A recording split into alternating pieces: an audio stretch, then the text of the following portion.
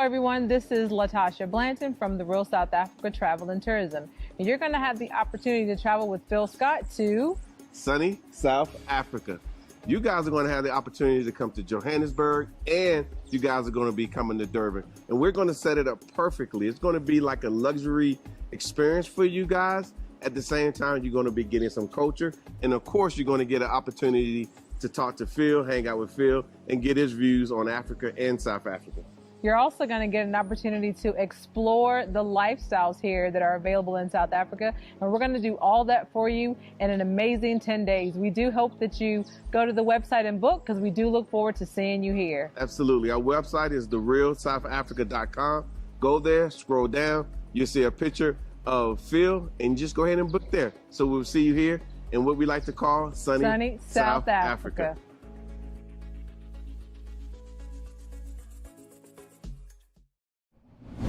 Watch this video really quick of an elderly white woman basically letting us know we still got work to do. Check it out.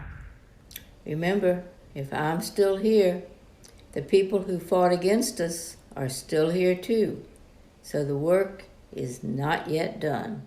So as you heard and saw her say there, if I'm still here, the people who fought against us are still here as well. Now, who is she talking about? She's talking about that of white supremacy, of course. Now, in that little short video, you saw pictures of her during the civil rights movement. And so, of course, we know that there were white people and other people that were fighting along civil rights activists trying to upend that of white supremacy and segregation and all of that. And so she is 100% right. Now, that woman seems to be at least in her 80s, I would, estimate. And she's saying, I'm still here.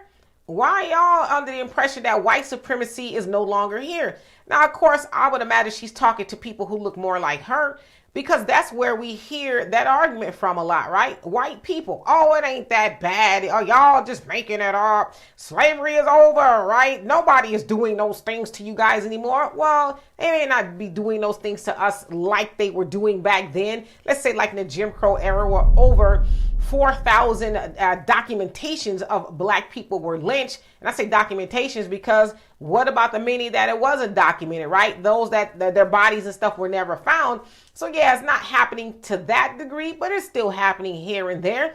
Now, of course, we can also rope police brutality in there. That has not gone away. That's what they were doing to us in slavery, because that's where the police force from America came from, right? Like that of the paddy rollers, right? They were hunting down runaway slaves, and it just parlayed into what we see now. Their attitudes are just the same. Anytime you see them go up to somebody black, they don't say, hey, how you doing? Is everything okay? No, they go immediately and put hands on us, right? Or even worse. And so she's right. Those people are still here. Now, maybe the people that were right there in the civil rights movement with her, and let's say the white supremacists, let's take them. Some of them are probably dead. Probably a lot of them are dead, right? However, they had children. Their children got grandchildren, and I would imagine even at this point in the game, their great grandchildren. Do we think that they just automatically stopped teaching white supremacy to them?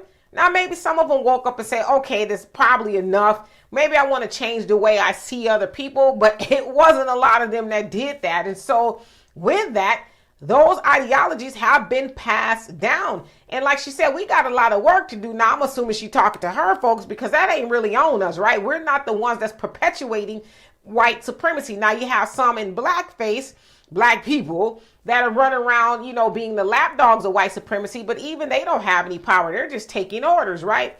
And so, yeah, she's right. They got work to do. And I like people like her and other people that have highlighted that are white, because they get it, right? And they're saying, hey, fellow white people, we need to knock it off. And that starts with educating their people and let them know this stuff hasn't gone away. No, we don't get to go on our horse and buggy anymore and see bodies swinging from trees. Not necessarily right now. We've heard of that in modern day happening, but it ain't happening like that.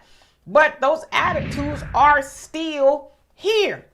Case in point, you had Ahmaud Arbery, right? He was murdered there in Georgia by 3 white supremacists who thought it was up to them to hunt him down because he was running through their neighborhood, right? And they were going to get away with it. The DA and everybody, they're going to sweep it under the rug.